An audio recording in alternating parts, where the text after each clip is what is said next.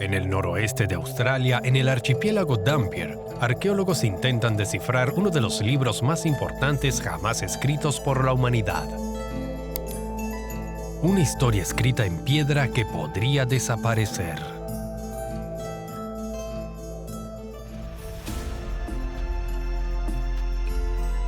Hace millones de años, la Tierra creó en este lugar estos extraños montículos de rocas rojas. En este accidentado paisaje, los aborígenes, los primeros habitantes de Australia, dejaron su huella.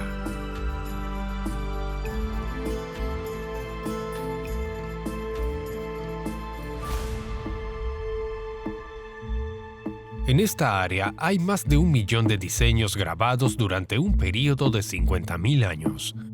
Un patrimonio único que ahora está amenazado.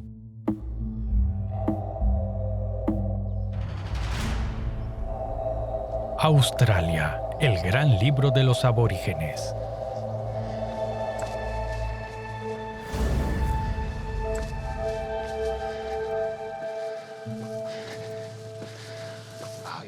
Miren esto, es extraordinario.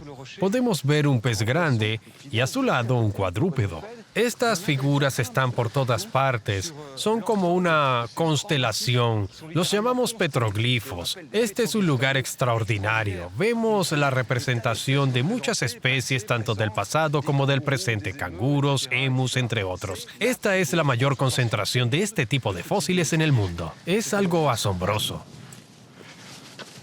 Al mirar hacia allá, vemos cuál es el problema. Plantas de procesamiento, químicos, fertilizantes. Estos no solo consumen el territorio ocupado por los petroglifos, sino que también emiten contaminantes que deterioran de manera significativa el medio ambiente.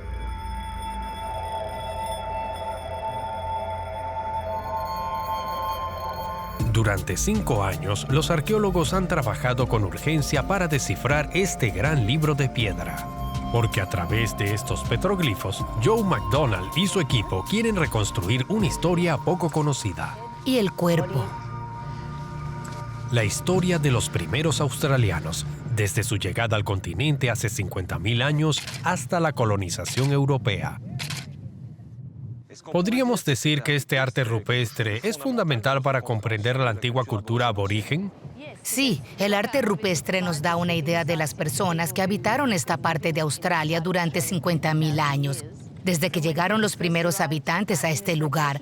Ahora sabemos por las recientes excavaciones que fue hace 50.000 años. Y es muy importante documentar todas estas diferentes etapas que sucedieron a través del tiempo para poder comprender cómo las personas se adaptaron a este paisaje. ¿Esto le da un sentido de urgencia a su trabajo? De hecho, sí. En los 60, cuando se tomó la decisión de colocar industrias en esta zona, nadie tenía idea de que este lugar era un patrimonio tan increíble. La arqueología es, de hecho, una disciplina muy joven en Australia. Y poco a poco estamos aprendiendo a entender lo increíble que es la arqueología en Australia. Y el arte rupestre es algo que ha sido descuidado hasta hace poco.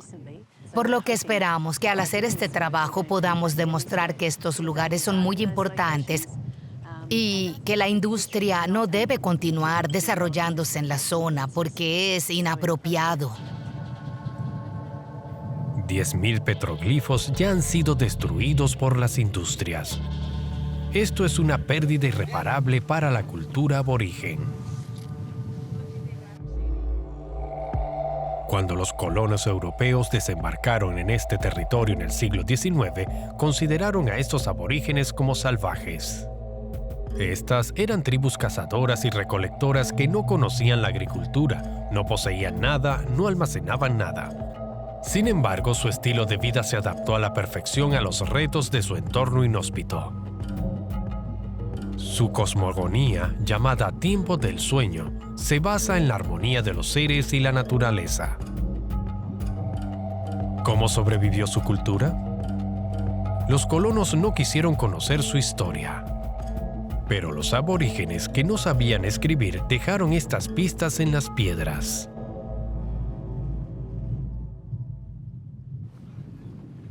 En la actualidad, los aborígenes no practican el arte rupestre. Kenny Diamond se convirtió en guardián del Parque Nacional para proteger esta herencia y comprender el pasado de su pueblo.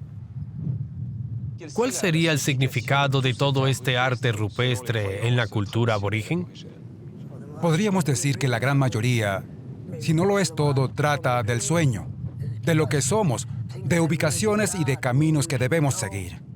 ¿Qué animales podemos cazar? ¿O qué tipo de roca podemos usar para hacer las herramientas de piedra que necesitamos? ¿Hacia dónde podemos ir? Todo está escrito en la roca. Todo lo que veían lo dibujaban. Así que es como una Biblia para ellos. Lo dejaron, todo por escrito, poniéndolo en la roca.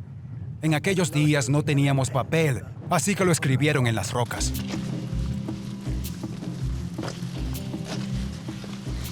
Para descifrar esta Biblia de piedra, los arqueólogos comenzaron por tratar de entender la cronología. Ken Mulvaney condujo la primera etapa de la investigación.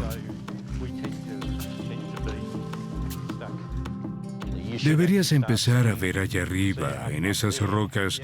Tienes muchas ¿Ahí? figuras geométricas Ya y lo animales. Hay un pez en esa roca. ¿La datación de estos petroglifos es un desafío? Así es, la datación de los petroglifos es algo muy problemático. A diferencia del arte con pigmentos, en el que se utiliza carbón o un aglutinante en la imagen, aquí puede fechar utilizando la datación por radiocarbono. En este caso, las imágenes han sido literalmente martilladas en la superficie de la roca, así que lo que estamos usando es una técnica relativa basada en el desgaste. Cuanto más antiguo es, más tiempo ha tenido para erosionar. Cuanto más reciente sea, más reciente será. Al observar todas las especies representadas, el arqueólogo descubrió que los grabados más antiguos representaban grandes animales terrestres, como el canguro gigante, el emú o el tigre de Tasmania, animales que ahora están extintos. Desde entonces, esta fauna ha tenido grandes cambios. Aquí tenemos un par de tortugas que son mucho más recientes, dibujadas sobre un canguro, y aquí puedes ver la cola y su cuerpo pasa por aquí. Su cabeza está ahí, sus patas están por aquí. Y puedes notar la diferencia entre ambos, lo que me dice que ha pasado algún tiempo y el canguro fue puesto aquí primero y después, tal vez 500 años después o más, se añadieron estas tortugas. ¿Eso significa que hubo un cambio en la fauna local? Sí, cuando llegaron hace 50.000 años, los animales como los canguros y los emús eran su alimento, eran el sustento de la gente de la época. Después se comienzan a ver animales marinos en el arte, como peces, cangrejos, también tiburones, ballenas, dugongos. Todos los animales marinos se ven en su arte. Todo lo que era parte de su dieta se ve en su arte.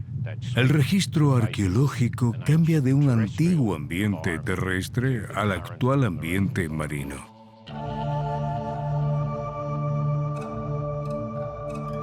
Los petroglifos sugieren que los aborígenes vivieron un cambio radical del medio ambiente. ¿Qué sucedió?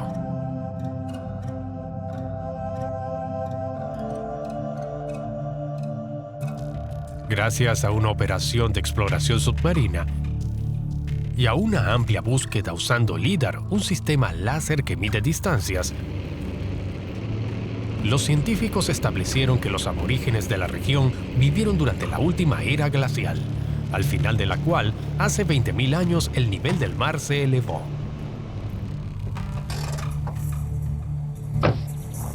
Joe me llevó a su centro de investigación para mostrarme cómo ella hizo un mapa modelo con la información de la época. Como se puede ver en este gráfico, aquí está la línea de costa. Las áreas que ves resaltadas representan lo que se ha convertido en isla y así podemos ver cómo se mueve la costa. Los primeros que llegaron a la región costera lo hicieron hace 50.000 años. Para ese entonces, la costa estaba 170 kilómetros más lejos de donde está ahora. El territorio aborigen en esta parte de Australia se transformó. Hace 50 o 20.000 años era un desierto. Luego el mar se elevó y el desierto se convirtió en una cadena de islas hace 6.000 años. Es esta transformación la que se ilustra en los petroglifos. Entonces fue un cambio ambiental enorme para estas personas. Así es, y no solo se perdió gran parte de la masa terrestre, las temperaturas cambiaron y grandes cantidades de agua entraron. El entorno cambió de manera radical y tenían que adaptarse a él. Joe investigó las fases de esta adaptación. Comenzó desde el principio cuando el territorio de esta zona era un desierto. Para ello, realizó excavaciones en las islas del archipiélago. Porque estos restos de tierra es todo lo que queda de ese desierto.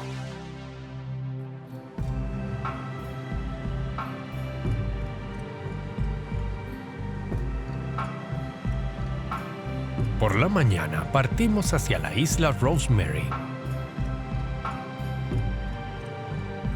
Aquí es donde Joe encontró a los aborígenes más antiguos que vivieron en este lugar antes que cambiara el entorno.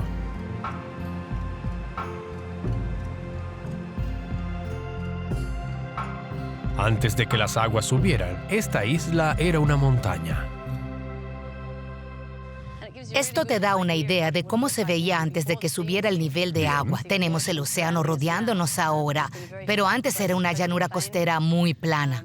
Lo que ahora son islas eran las cimas de pequeñas colinas. Y ahora entiendes cómo hacía la gente para llegar aquí sin usar barcos. Entonces, lo que hoy es el océano, antes era una llanura desértica donde se podía caminar. Así es, y muy arenoso, y mucho más parecido a un desierto. Así que ahora es una isla tropical encantadora, pero fue un desierto por mucho tiempo.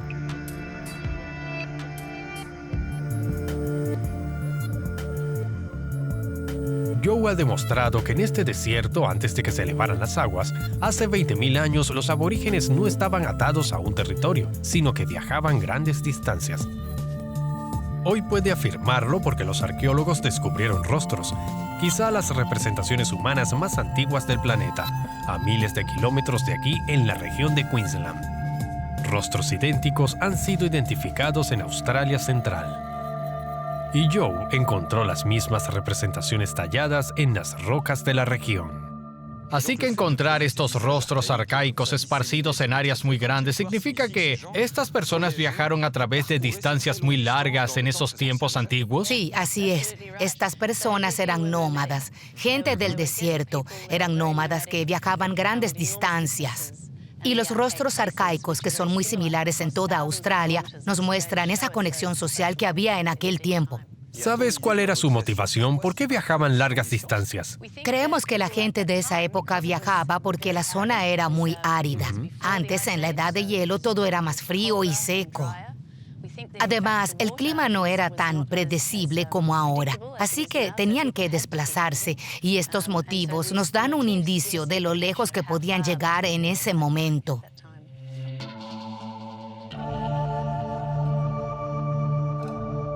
Joe llegó a esta conclusión porque cerca de los rostros halló pistas que muestran que ellos venían a beber agua aquí antes de que subiera la marea. Así que en este lugar, que tal vez no es muy impresionante, tenemos como evidencia esa corteza de carbonato de calcio que prueba, así es, que prueba que en ese momento este lugar estaba húmedo.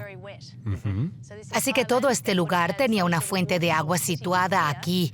Trajimos a un geocronólogo que hizo la datación de esto y corresponde a hace 38.000 años. Esto demuestra que este pozo estuvo activo mucho tiempo antes de la era de hielo y nos da una muy buena indicación de por qué la gente venía aquí cuando era un desierto. Claro. Por lo tanto, estos pozos eran indispensables para la supervivencia de los nómadas en el desierto. Pero, ¿cómo los ubicaban en este vasto territorio? Estos son los petroglifos que ofrecieron a los arqueólogos una pista. Estos círculos fueron descifrados con la ayuda de los aborígenes en los años 70. Muchos de ellos fueron encontrados en el continente. Joe hizo una reproducción. Como puedes ver por los diferentes tipos de pozos, la permanencia del agua era diferente. Estos son los que siempre tenían agua. Estos tenían menos agua y hay algunos que no tenían agua a menudo. Seguro era un lago de agua dulce que solo se llenaba después de la lluvia. Todos estos lugares tienen nombres diferentes y mientras caminaban por el desierto, cantaban canciones que contaban historias sobre los seres ancestrales. Así que es una especie de GPS aborigen con mapas y comentarios. Sí, así es. Podríamos decir que es un GPS predigital. ¿Cómo se adaptaron estos nómadas que vivían de la caza y la cosecha a la subida del agua? Su mundo se redujo y su forma de vida cambió. Esta es la conclusión a la que llegó Joe.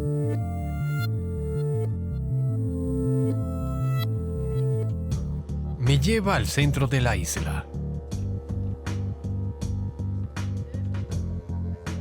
Aquí descubrió estructuras ovaladas, que consisten en cientos de rocas relacionadas con los petroglifos de la vida marina, prueba de que el agua comenzó a subir. Este descubrimiento fue fundamental para la investigación de Joe. Este es un descubrimiento fascinante. Esta formación de rocas parece ser una estructura doméstica muy antigua. Es una estructura circular. Asumimos que colocaban algunas palmas para crear sombra en la parte superior y que además se usaba como rompevientos. Hay mucha evidencia de domesticación aquí por el hecho de encontrar muchos artefactos de piedra. Gracias a estos artefactos, Joe pudo datar este hábitat. Sabemos que esto fue habitado hace 8.500 años. Esta es la primera estructura doméstica de Australia que hemos encontrado. Y esto indica que se vieron forzados a salir de la llanura costera hacia áreas mucho más pequeñas y que se volvieron mucho más territoriales. ¿Estructuras domésticas? ¿Una aldea? ¿Acaso abandonaron el nomadismo?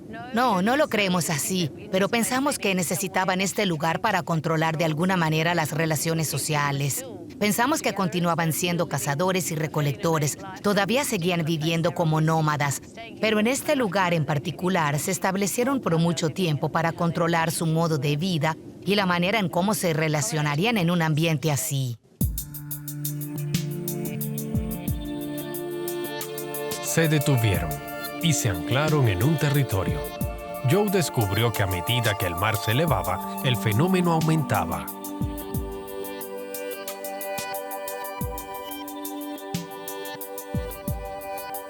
Una de las pistas que le permitieron avanzar en este punto está en la isla West Intercourse. Para llegar a nuestro objetivo debemos cruzar el manglar.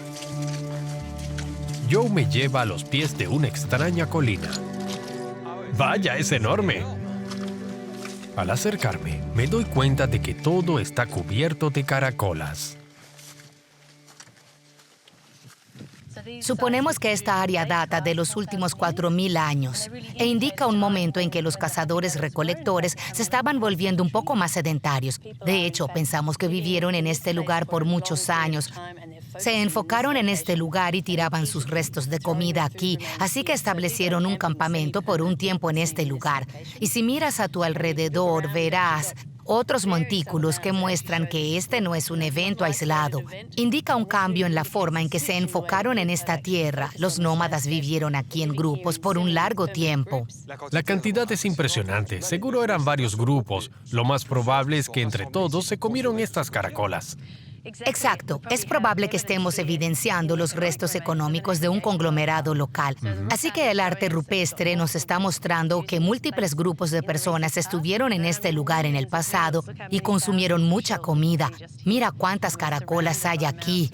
Y estamos rodeados por montículos que indican que hubo mucha actividad económica y banquetes. Así que sí, creo que es un tipo de evidencia extraordinaria y bastante diferente de cómo vivieron en este territorio y cómo se desenvolvieron durante todo ese tiempo. Apegados a su territorio, los aborígenes continuaron viviendo bajo el principio del tiempo de sueño, en armonía con su nuevo entorno durante 6 milenios. Este equilibrio será roto por un cataclismo. Ken encontró un rastro en la isla Enderby.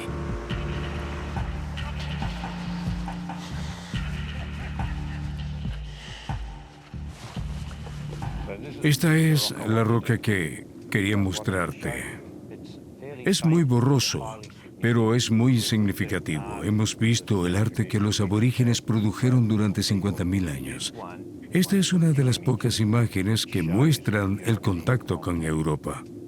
Puedes ver el casco aquí, con la bandera de la proa. Esta es la vela que sale por detrás y que se conoce como vela cangreja.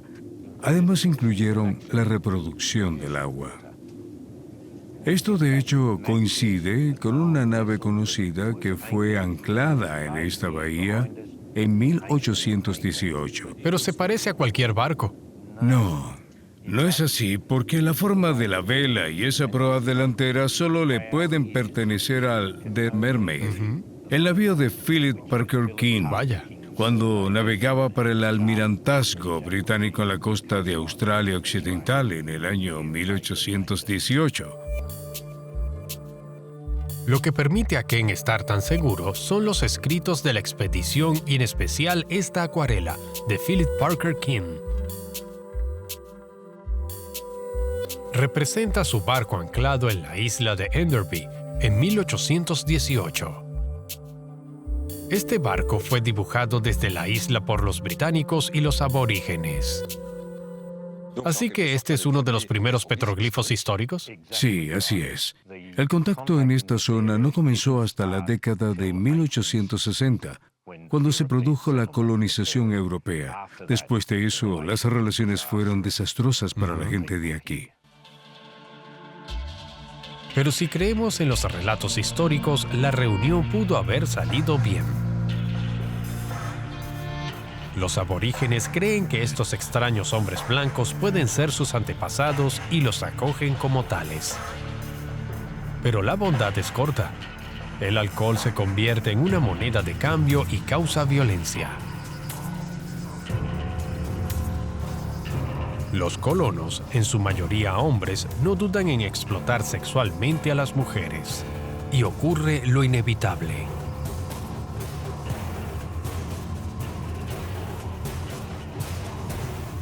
En 1868, los aborígenes de la zona Dampier fueron exterminados durante la masacre de Flin Flon. La comunidad de cazadores-recolectores del archipiélago desaparece. No harán más petroglifos.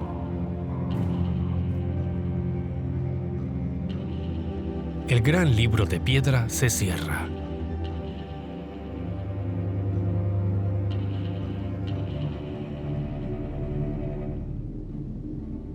Esa noche, Joe y Ken me llevaron a un lugar importante. Este lugar sagrado de piedras en pie fue erigido por los aborígenes hace muchos milenios. Hoy se ha convertido en el monumento a la masacre de Flin Flon. Frente a las industrias que amenazan este patrimonio, se expresa el compromiso de ambos arqueólogos. Este lugar ofrece un conjunto extraordinario de valores sobre cómo hacer arqueología y cómo comprometerse con los principios arqueológicos para proteger un lugar tan importante. Siento que es parte de mi responsabilidad como arqueólogo hacer uso de mis habilidades como científico y como gestor de patrimonio para tratar de proteger un lugar tan fantástico como este. Así que para mí es un gran placer, pero también siento que es mi responsabilidad. Pero, ¿cómo proteges este tesoro? Estamos hablando de un lugar de importancia mundial.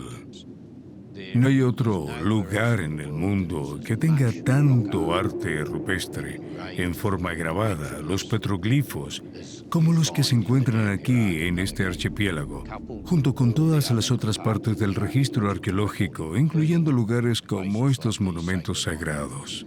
Es un deber. El gobierno australiano tiene la obligación de proponerlos para su inclusión en la lista del patrimonio mundial. Es la única manera de proteger este lugar para el futuro.